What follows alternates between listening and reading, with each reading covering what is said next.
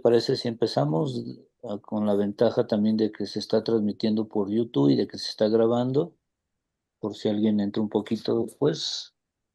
Me parece perfecto, sí. Sí, pues bienvenidos todos, buenas noches. Darle la bienvenida nuevamente y las gracias al doctor Jesús Velázquez a través de nuestra secretaria general de las PAUG. Le damos la cordial bienvenida y también le damos las gracias por venir a aportar todo ese conocimiento que tiene. Sabemos que usted es un apasionado de la educación, que le gusta formar precisamente personas para la educación. Y en esta jornada tan importante para nuestro sindicato, las PAU, y a través de nuestra Secretaría de Igualdad de Género y No Discriminación, el cómo construir un futuro educativo más inclusivo y equitativo.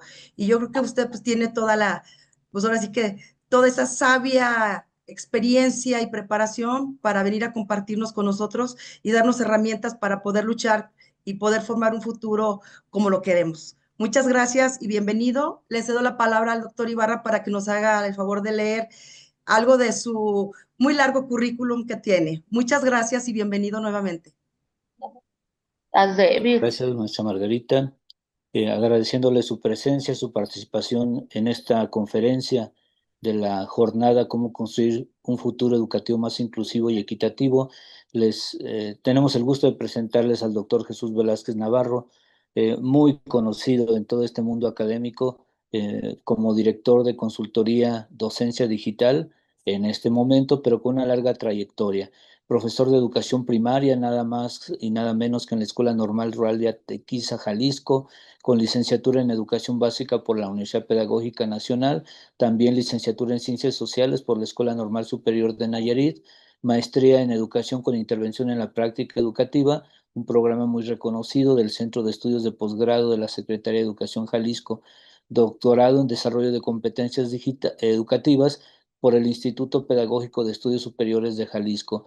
Ha participado en un curso de inmersión pedagógica en la Universidad de Turku, Finlandia, en el Instituto Scale de Barcelona, España, y próximamente adelanto aquí a su currículum en una inmersión pedagógica en España, en diferentes lugares de ese país.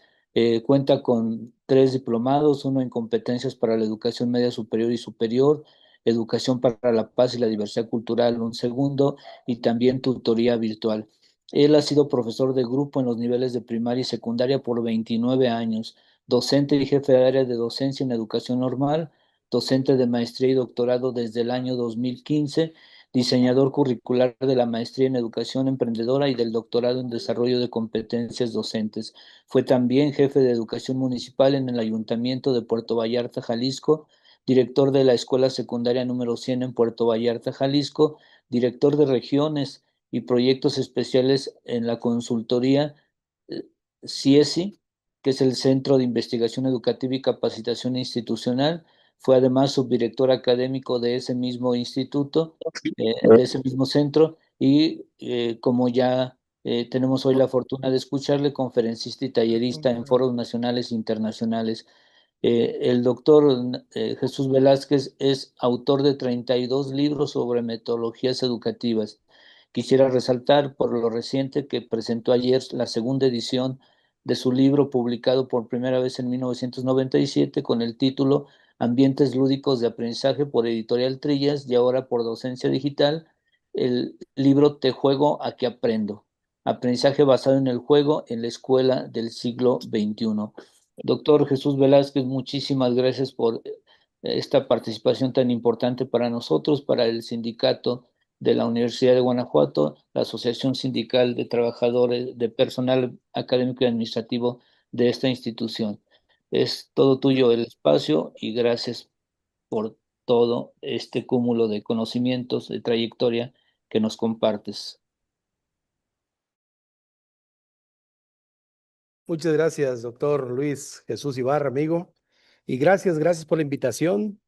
Estamos, como ustedes lo pudieron ver, invitados por la Asociación Sindical de Trabajadores de la Universidad de Guanajuato, el sindicato de la Universidad de Guanajuato, en un programa muy interesante que tienen de igualdad de género y que el día de hoy, bueno, pretendemos con este planteamiento dar algunas aportaciones de lo que está pasando hoy y de lo que viene en el futuro, ¿sí? Al respecto, bueno, quiero contextualizarlos. Estoy actualmente en Chihuahua en un Congreso Nacional de Investigación sobre sobre la Escuela Normal, el CONICEN. Por aquí, por eso traigo mi gafet. Estoy en el Centro de Convenciones de Chihuahua y están terminando ahorita las actividades, entonces espero que no me corran de aquí de este espacio porque van a cerrar, ¿no?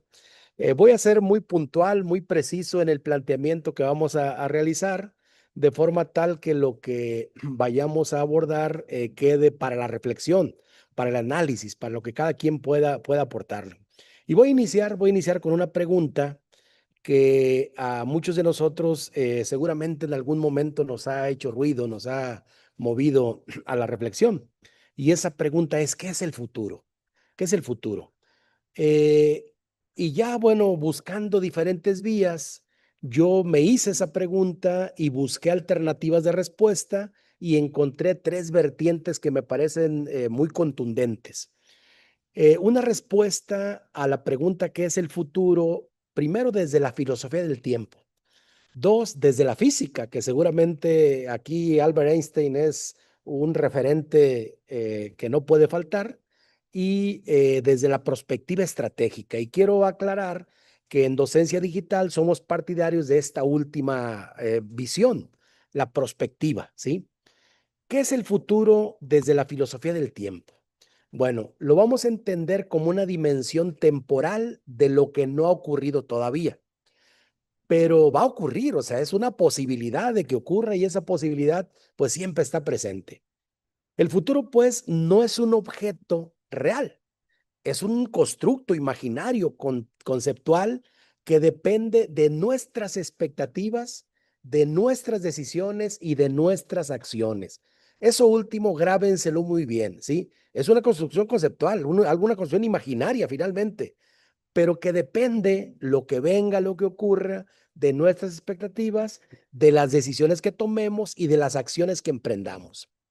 Esa misma pregunta, ¿qué es el futuro?, respondida desde la física, pues vamos a entenderla como una parte del continuo espacio-tiempo que no ha sido determinado todavía por eventos actuales, pero que sí está condicionado por las leyes naturales vigentes. Y otra vez vuelve a estar presente la misma premisa. Lo que decidamos, lo que hagamos, va a ir definiendo lo que venga en el futuro, ¿sí? Lo que venga después. La tercera perspectiva es que el futuro no se concibe como un destino escrito, como algo predeterminado, sino como un campo de posibilidades. Uno de los estudiosos de la perspectiva que seguimos nosotros en docencia digital es a Michel Godet. Michel Godet dice que el futuro es múltiple, el futuro es incierto y el futuro, y esto me parece que es lo más importante, es un objeto de construcción estratégica. Y al ser un objeto de construcción estratégica, nosotros, cualquiera de nosotros, quienes estamos en posibilidades de tener un futuro, cercano o lejano, bueno, podemos influir en lo que ocurra. Si se dan cuenta, las tres visiones comparten diferencias, obviamente, pero hay un elemento en común. Lo que está por venir está influido por lo que decidamos y por lo que hagamos. ¿Sí? Es decir, es algo que no está escrito y que viene de manera irremediable, salvo una visión religiosa que la omití por cuestiones obvias, ¿sí? Pero las visiones estas que les acabo de compartir tienen ese punto en común, ¿sí? Lo que hagamos y lo que decidamos va a determinar lo que va a venir, ¿sí? Ahora, la segunda pregunta que quisiera hacer en este planteamiento es, ¿por qué hoy, en el siglo XXI, al terminar ya el primer cuarto del siglo XXI y estar prácticamente en el siglo XXII, pero en el segundo cuarto del siglo XXI, no en el XXII, falta mucho todavía para eso, en el segundo cuarto del siglo XXI, la pregunta, ¿por qué es hoy más que nunca importante mirar hacia el futuro? Y les voy a responder esta pregunta también desde tres visiones. La primera es desde Zygmunt Bauman, quien nos habla de la modernidad líquida. La segunda respuesta la vamos a encontrar en Edgar Morán, el gran Edgar Morán, lo escribí mal, es Edgar Morin, se escribe Morin, se pronuncia Morán, desde el pensamiento complejo. Y la tercera, volvemos a citar a Michel Godet desde la perspectiva estratégica. Vamos a Bauman. Bauman nos dice que vivimos en una era de cambio vertiginoso. Una era que se caracteriza por disrupciones, por crisis climáticas, transformaciones geopolíticas, mutaciones sociales, y se ha roto ese modelo tradicional de estabilidad que conocíamos en el pasado. Y Bauman acuña el término de modernidad líquida, dice, habitamos en una modernidad líquida. ¿A qué se refiere con eso? A que nada es estable, todo es cambiante y el futuro, bueno, tiene que ser pensado para no ser padecido, ¿sí? Edgar Morán, por su parte, dice que cuando miramos el futuro podemos articular proyectos compartidos, imaginar utopías, convocar a las voluntades colectivas para hacer algo hoy. Educar para el futuro, dice Edgar Morán, es educar para la complejidad, es educar para la incertidumbre, pero también para la posibilidad. Hay una frase clásica de Edgar Morán que dice, debemos prepararnos para vivir en océanos de incertidumbre con archipiélagos de certeza. Esa es la vida hoy, en esa vida vivimos. Michel Godet, por su parte, dice que el futuro no es una proyección automática del pasado, o sea, no es un continuum que tenga cierta predecibilidad, no. No es un destino inevitable, no, es un campo de posibilidades abiertas. ¿Sí? ¿Y de qué dependen esas posibilidades? De lo que hagamos, de lo que decidamos, de lo que imaginemos. De ahí viene. Mirar el futuro entonces desde esa perspectiva es un acto de estrategia, de anticipación, de preparación. ¿Cuándo? Hoy, después ya va a ser tarde. El futuro desde la perspectiva se trabaja en escenarios, ¿sí? Se analiza estructuralmente, se construyen visiones compartidas, siempre pensando en tomar las mejores decisiones hoy para decidir qué queremos que ocurra mañana. Y esto lo podemos ver desde la vida personal hasta la vida colectiva. La salud que yo quiero tener en mi vejez, pues es el ejercicio y la alimentación y el cuidado que voy a tener hoy. ¿Sí? La sociedad que queremos tener en el futuro, pues son las decisiones y las acciones que hagamos hoy. El mundo que queremos para el futuro es lo que queremos hacer hoy. Los alumnos que queremos formar desde la educación, pues tenemos que empezar a realizar acciones desde el presente. Bueno, ¿por qué es importante más que nunca el futuro hoy en este tiempo? Maestras, maestros, porque estamos ante una cuarta revolución industrial. La primera fue la máquina de vapor, la producción en serie. La segunda fue la electricidad. La segunda es el Internet y las redes sociales. Y la cuarta revolución industrial hoy es la inteligencia artificial. Ya vieron cómo a partir del año 2004, desde 2022, el día 30 de septiembre, las inteligencias artificiales encabezadas por ChatGPT y la empresa OpenAI, pues están cambiando la jugada, están cambiando la manera como concebimos, cómo trabajamos, qué está sucediendo en el mundo. Y eso apenas empezó en el año 2022 y apenas empieza. Vienen cosas increíbles. Sí, maravillosas, buenas, malas, pero habrá que analizar en su justa dimensión eso que viene. En 2022, ChatGPT metió en predicamento a las empresas tecnológicas al grado tal que Google tuvo que reaccionar, trabajar a marchas forzadas para lanzar su propia inteligencia artificial, que fue Gemini. Luego, algunos desertores de ChatGPT de OpenAI formaron otra empresa llamada Anthropics, trabajaron también por otra inteligencia artificial que se llama Claude, se escribe. Facebook, por su parte, lanzó su propia inteligencia artificial. La empresa X, que antes era Twitter, lanzó la propia que era Grok, ¿sí? Y estamos ante una guerra de inteligencias artificiales, ¿sí? Y cuando parecía que el escenario estaba dominada por Occidente y las empresas norteamericanas, de repente China sorprende con un desarrollo tecnológico que hasta hizo que las bolsas de valores se vinieran abajo, con la inteligencia artificial llamada DeepSeek que lanzó China en su momento. Entonces, hoy el futuro toma rumbos diferentes. La vida actual toma sesgos también distintos a raíz de esta cuarta revolución industrial. La prospectiva dice que hay que leer el presente para anticiparnos al futuro, para esperar ese futuro que viene. Y aquí yo les preguntaría, ¿qué estamos viendo en el presente? ¿Qué estamos viendo hoy? Bueno, en primer lugar, y de manera contundente, estamos viendo la irrupción de la inteligencia artificial como motor de transformación radical, ¿sí? Una irrupción que no le esperábamos, que llegó de manera apabullante a hacerse presente y cambiar la manera como aprendemos, con las cosas buenas que trae, pero también con las cosas negativas, ¿sí? No podemos decir que todo es bueno, aunque nos facilite mucho la vida, porque también tiene sesgos, también tiene aspectos que debemos cuidar mucho, ¿sí? Entre las cosas que se están viviendo hoy en cuanto empezó a masificarse el uso de la inteligencia artificial, empezamos a ver la amenaza al empleo tradicional, ¿sí? Actualmente Amazon, por ejemplo, hizo un despido masivo de personas porque hoy trabaja con robot. Y desde que llega un pedido de Amazon a las almacenes centrales, son los robots en la oscuridad, las 24 horas, los que surten los pedidos, los que empacan los pedidos, los que los envían, con muy poca intervención humana, ¿sí?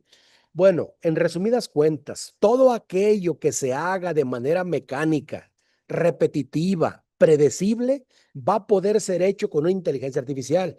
Y toda persona que realice un trabajo predecible, mecánico, igualmente repetitivo, lo va a poder hacer la inteligencia artificial, ¿sí? Muchos de los trabajos están sustituyendo cosas que hacen los seres humanos y que llevaban mucho tiempo. Le digo, ese tiene su cara buena, pero también tiene su lado oscuro, ¿no?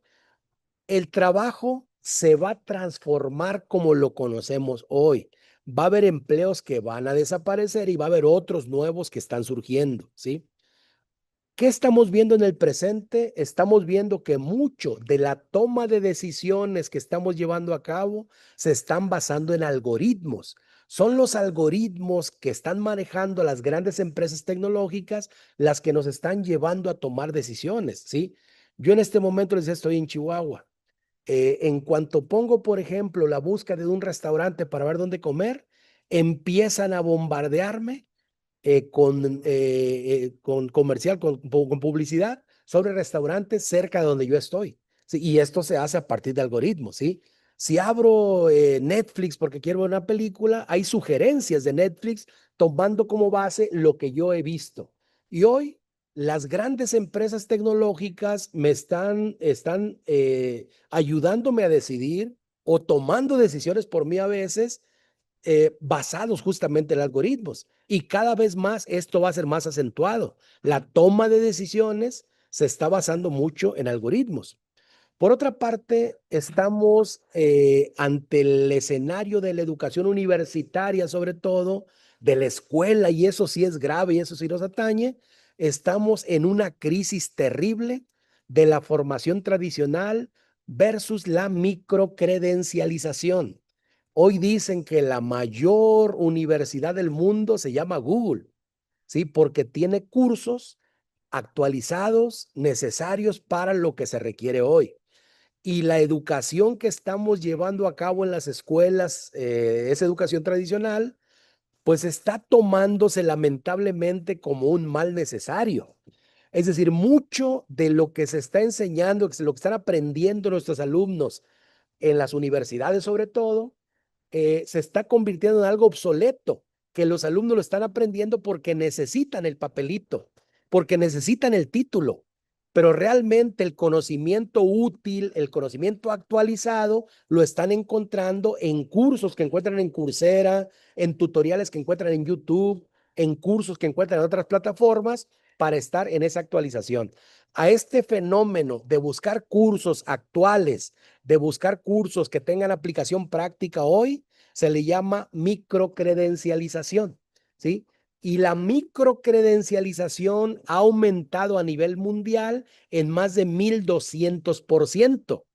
Y cada vez más los jóvenes dicen, lo que estoy aprendiendo en la escuela no me sirve, pero tengo que tomarlo porque necesito el papel. Y la escuela, lamentablemente, se está convirtiendo en una especie de mal necesario por la falta de actualización a veces de planes y programas, de formaciones que se le están dando. Estamos también ante una revolución cognitiva y existencial que requiere una nueva ética. Entre las cosas negativas que está ocasionando ChatGPT y las inteligencias artificiales es una pereza intelectual, es una especie de degradación cognitiva, ¿sí? Donde cada vez más nos negamos a pensar de manera profunda porque muchas de las cosas nos está resolviendo ChatGPT y se nos va a olvidar cómo se redacta. O al menos vamos a tener pereza redactar cuando encontramos la facilidad de pedirle a una inteligencia artificial que me redacte una carta, un oficio, un escrito cualquiera, ¿sí? Hoy, por ejemplo, Amazon acaba de tomar la decisión de restringir la publicación de libros porque hay personas que se han dedicado a estar escribiendo libros con inteligencia artificial, que los suben a Amazon o los subían a Amazon y hasta estaban subiendo hasta 3 libros por día. ¿Sí? Hoy Amazon dice, te permito 5 en un tiempo más o menos amplio y hasta ahí ya no puedes subir más, ¿no? Porque muchas de las cosas se han revolucionado. Entonces, estamos ante una revolución cognitiva, ante una revolución existencial que necesita una nueva educación, pero también una visión de futuro más humana, donde veamos y nos preguntemos, ¿qué es lo que hacemos los seres humanos que nos hace diferentes de la inteligencia artificial?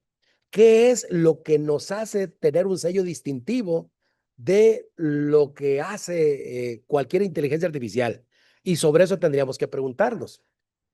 ¿Qué es lo que viene, maestras, maestros? Y para qué tenemos que estar preparados? Bueno, los expertos en análisis hablan de un aprendizaje personalizado, es decir, cada vez más el conocimiento individual que se tenga de las personas va a dar como resultado un conocimiento de ritmos de aprendizaje, estilos de aprendizaje, y eso va a hacer que tengamos que personalizar el aprendizaje.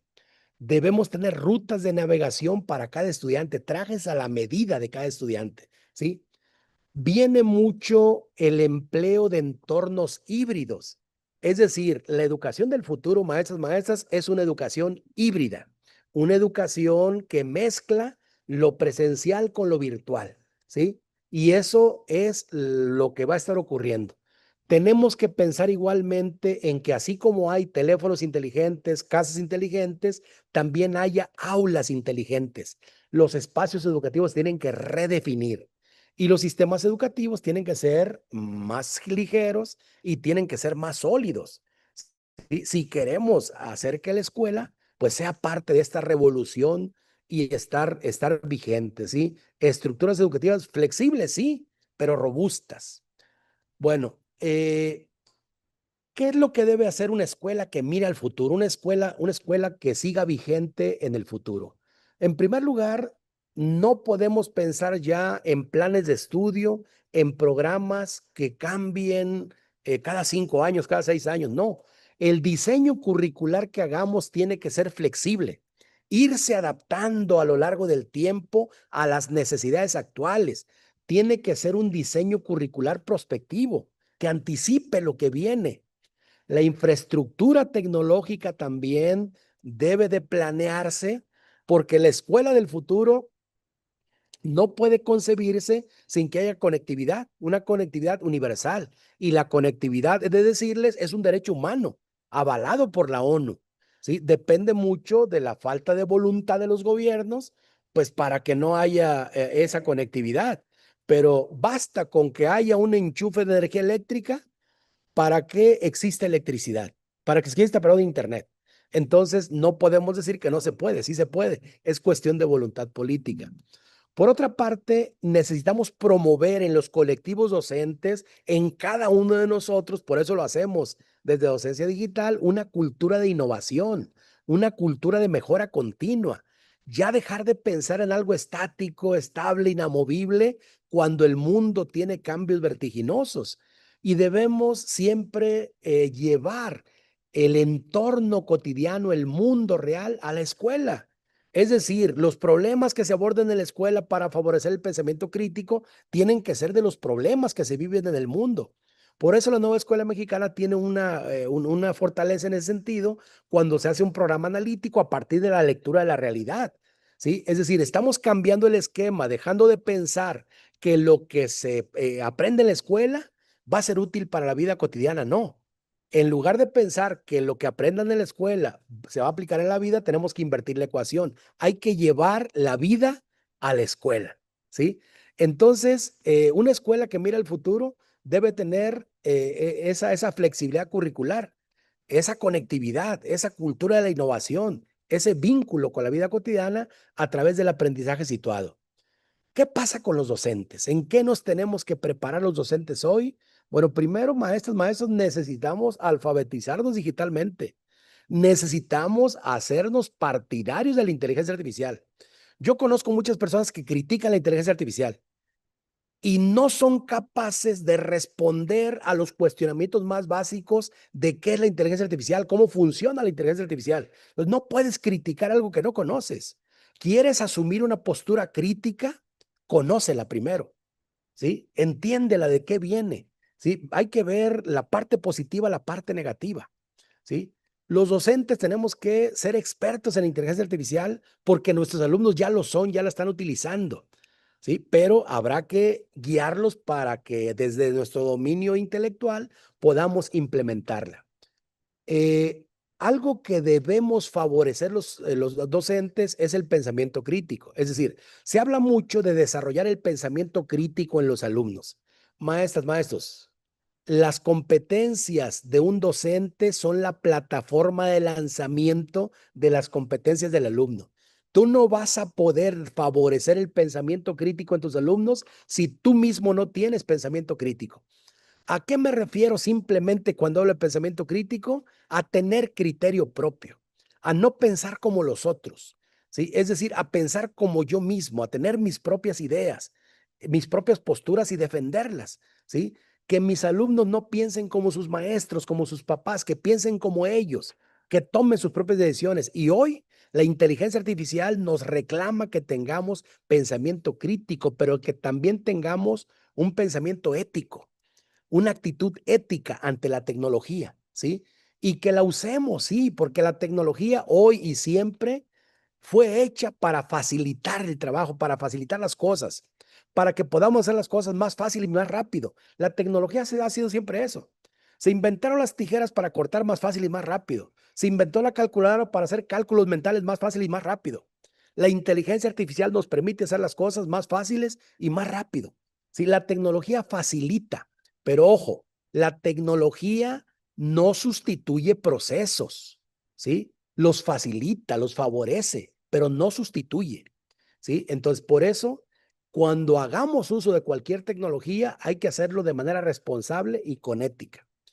Un docente debe ser experto en metodologías activas, ¿sí? Debe ser experto en trabajo interdisciplinario. Hoy más que nunca la visión holística de la formación tiene que hacerse presente. Sí, y la única forma de hacerse presente en la visión holística es tomando como puerta de entrada la interdisciplina. Por eso el trabajo por proyectos que parten de un hecho, de un problemas contextualizados, que requieren de la conjunción de varias capacidades y varias disciplinas, es una muy buena opción para favorecer el pensamiento crítico, para favorecer la acción y la conciencia social. Y en algo que los maestros debemos poner atención especial es en la formación permanente y en el aprendizaje a lo largo de la vida. Quien está pensando en estudiar algo, en prepararse, en actualizarse para buscar en ello un punto de estabilidad, un punto de llegada, pues les tengo la mala noticia de que eso no puede suceder.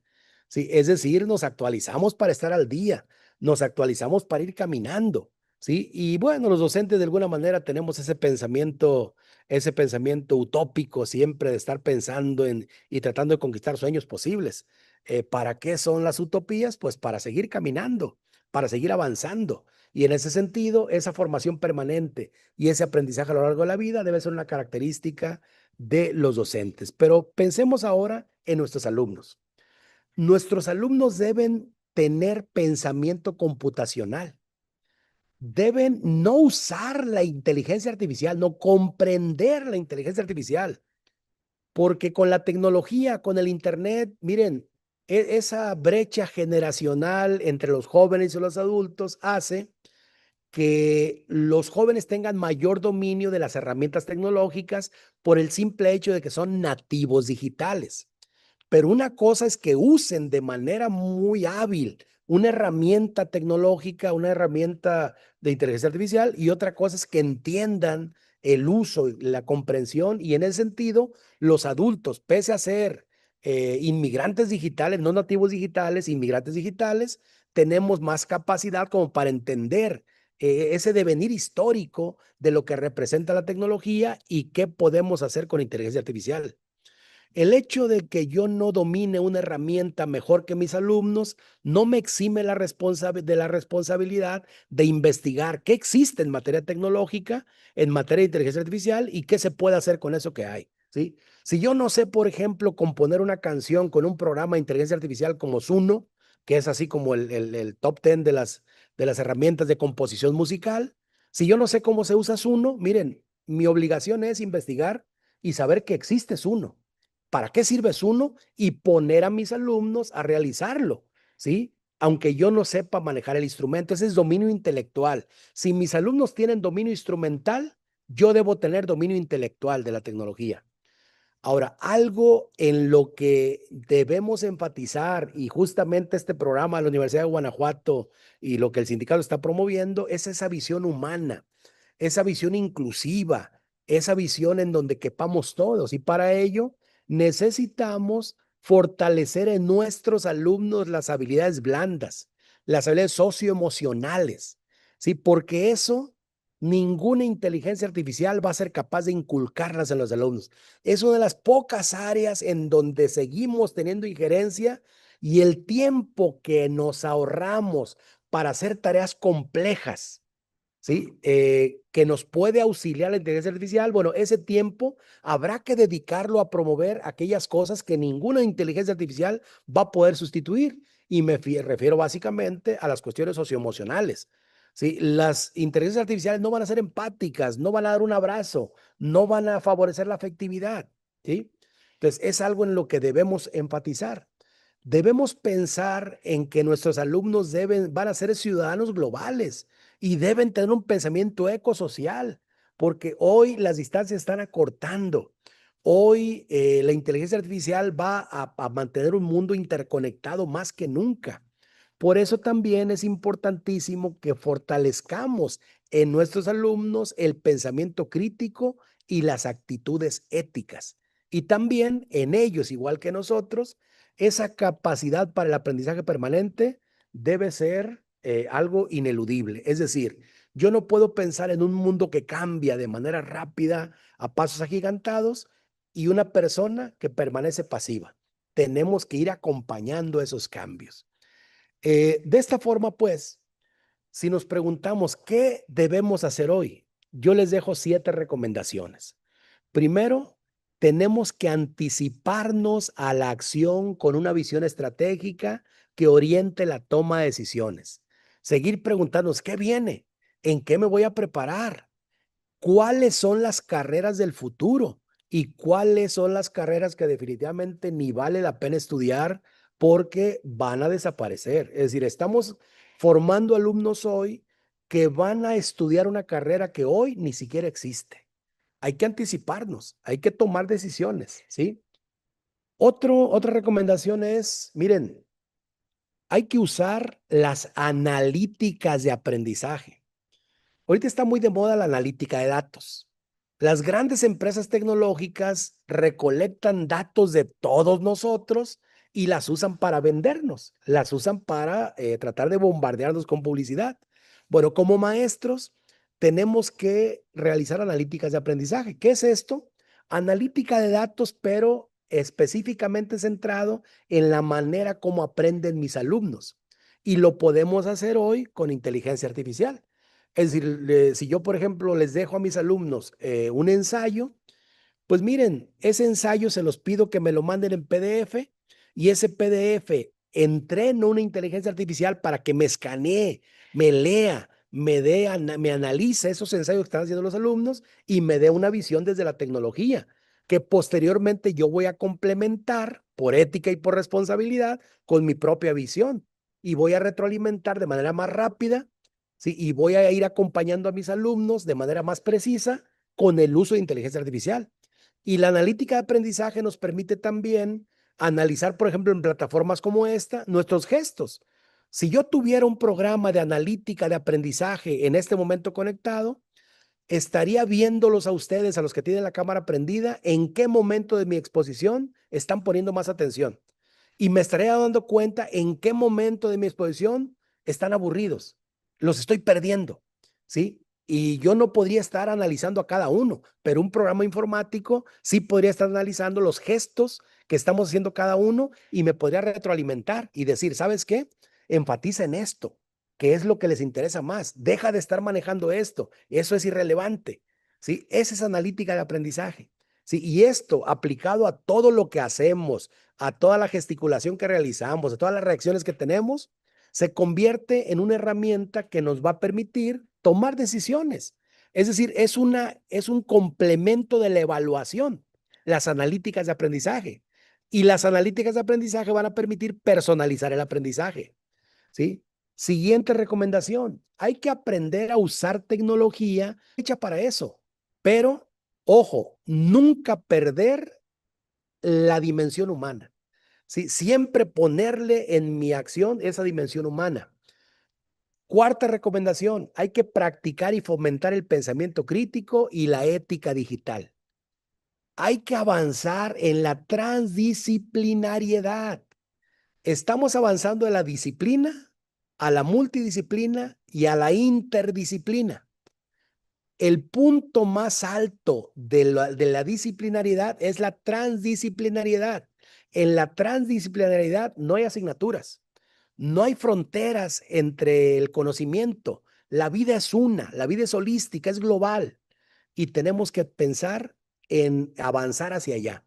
La escuela y la comunidad son parte de un mismo ecosistema, ¿sí? Somos parte del mundo cotidiano. Y claro, enfatizo en fortalecer la socioemocionalidad y adaptarnos a vivir en un mundo cambiante. Repito las palabras de Edgar Morán que decía, tenemos que acostumbrarnos a vivir en océanos de incertidumbre con archipiélagos de certeza. Es la vida que tenemos y cada vez esto va a ser más acentuado y cada vez esto va a venir más. Termino con una pregunta. ¿Por qué nos debe interesar el futuro? ¿Por qué es importante estudiarlo, tomar decisiones hoy? Maestras, maestros, decía Woody Allen en una entrevista, me interesa el futuro porque es el sitio donde voy a pasar el resto de mi vida. Muchas gracias por su atención, gracias por haberse conectado así de esa manera, así contundente, rápida. Bueno, quise compartirles pues esto que hemos estado tratando de posicionar como un elemento que nos debe y puede hacernos mejores personas y puede contribuir a una mejor sociedad. Entonces, muchas gracias. Si hay por ahí alguna pregunta, tenemos un ratito para responder. Doctor Jesús, siempre, siempre es un gusto, un placer escucharte, darnos cuenta de todo ese conocimiento, todas esas pistas que nos das con un análisis tan crítico, pero además tan propositivo. Muchas, muchas gracias. Tenemos cerca de 200 personas inscritas, estamos batiendo récord en nuestra conferencia, en nuestra lista de conferencias. Ya les comentaremos al final las siguientes, pero muchas gracias. Seguramente serán igual de exitosas como la tuya, pero bueno, hoy se parte precisamente con una riqueza de elementos. Muchas, muchas gracias. Y bueno, tenemos estas recomendaciones, estas preguntas que de pronto nos surgen, yo creo que a todos. Ahí tenemos estas dudas sobre si el maestro será sustituido o no. Me parece que hay elementos muy interesantes que tú ya has mencionado, pero me gustaría escucharlos de viva voz. Te comparto de manera sintética, a reserva de lo que tú quieras agregar, lo que la gente ha dicho en el chat. Me permito sintetizar un poco, hablar de la labor docente, si será sustituido o no, qué hacer con los estudiantes que se consideran nativos digitales, pero que hay cosas que todavía, y ya mencionabas tú también, perdón, a lo mejor ando queriendo dar respuestas, pero tú mencionaste cosas muy interesantes de esas acciones como docentes con los profesores, inclusive la actualización que también algunos mencionan y que alguien pregunta qué hacer para que el docente se enchufe en este mundo del futuro, donde necesitamos precisamente todo esto de manera muy, muy general y atreviéndome a cierta síntesis, pero ahí están las preguntas que igual te comparto en un momentito, pero ¿qué quisieras agregar al respecto, doctor Jesús? Ante la duda que hay, no nada más de los maestros, de muchos profesionistas, es mi trabajo puede ser sustituido por una inteligencia artificial. Miren, todo aquello que se haga de manera repetitiva, mecánica, predecible, va a ser sustituido por una inteligencia artificial, ¿sí? Y yo te pregunto, ¿cómo haces tu trabajo?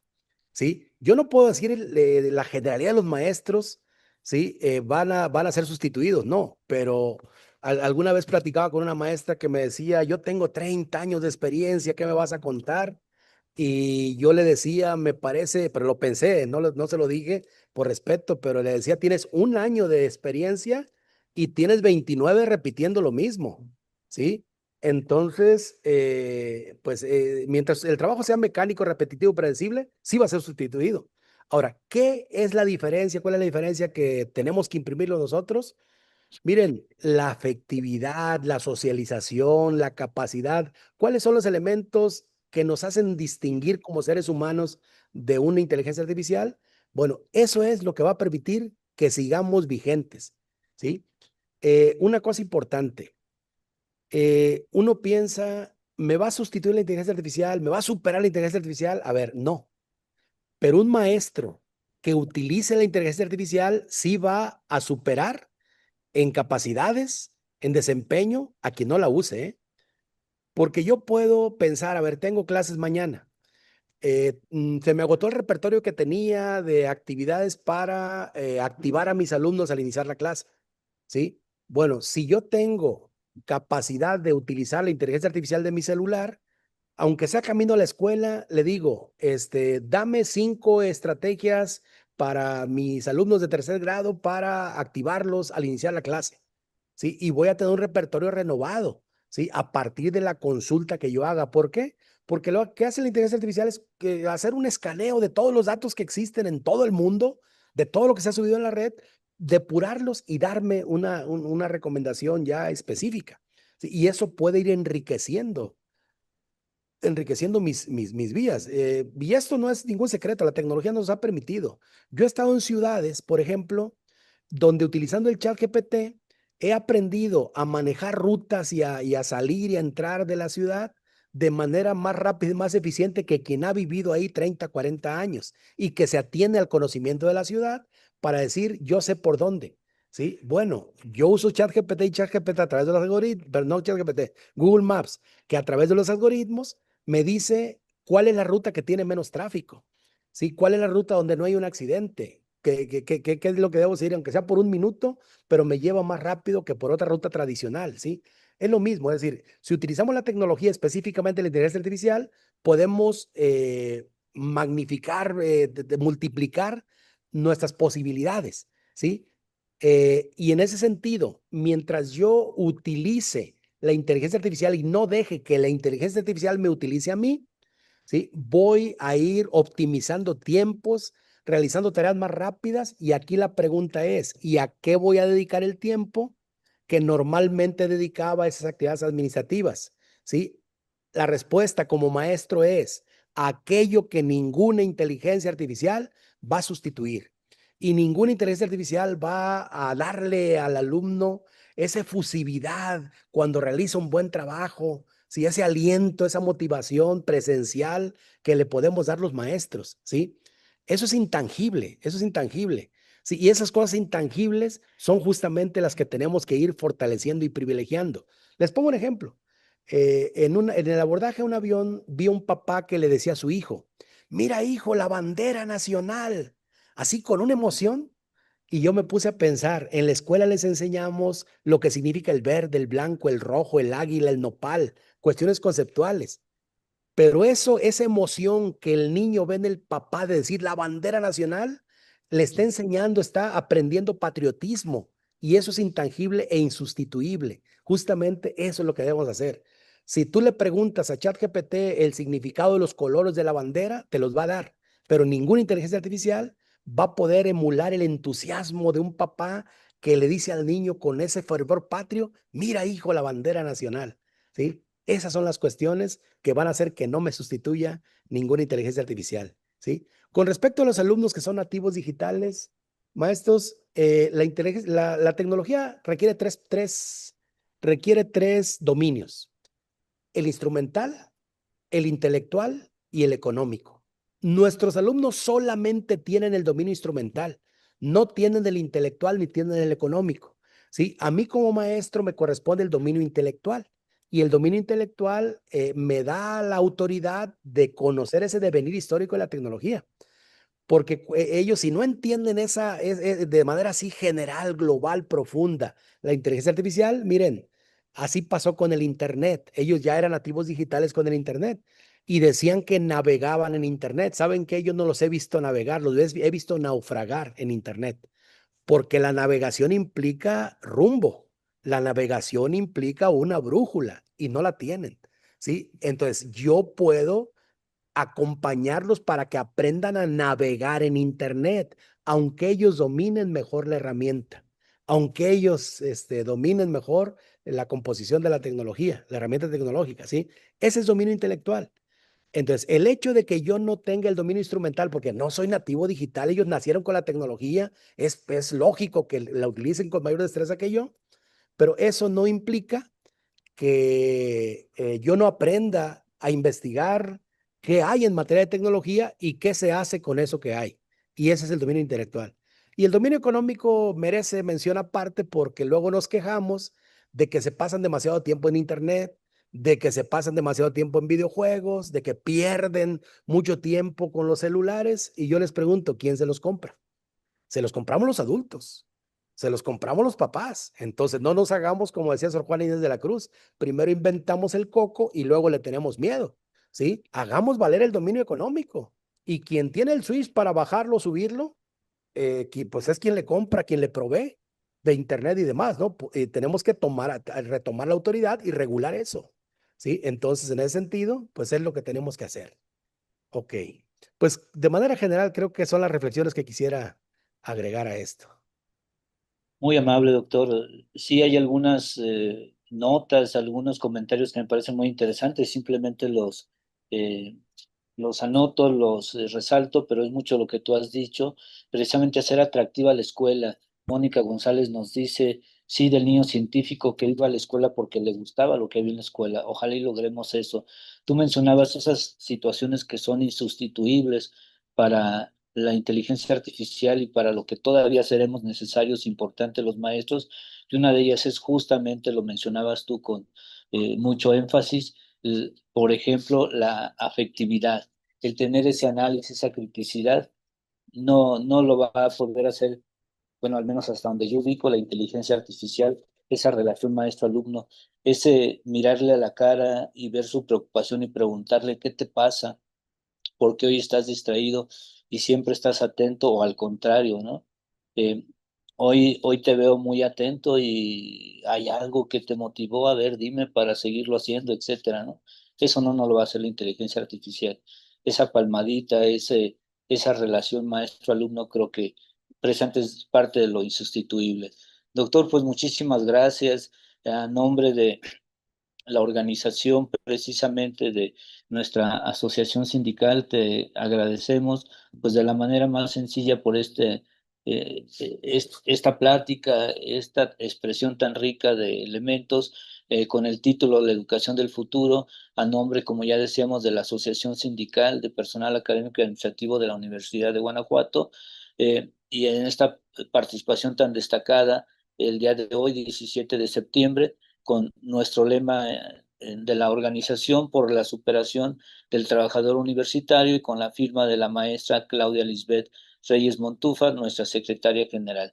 Muchas gracias y por estar aquí. Y para todos y para todas, y también con colegas conocidas de muchos de los aquí presentes, casi 200 personas, seguimos rompiendo ese récord, decía. El próximo 14 de octubre tendremos la visita de la doctora Vanessa Martínez con el tema "Cómo enfrentar el desafío en mi aula desde un enfoque inclusivo".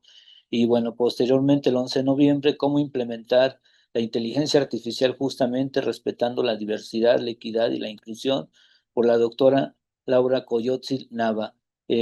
Profesoras muy destacadas en su ámbito magisterial, en su ámbito específico, pero colaboradoras justamente de docencia digital, esta consultoría dirigida por el doctor Jesús Velázquez. Gracias a ti y a todos los participantes.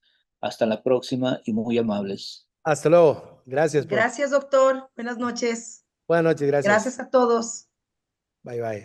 Gracias. Muy buenas noches, hasta luego. Gracias, buenas noches.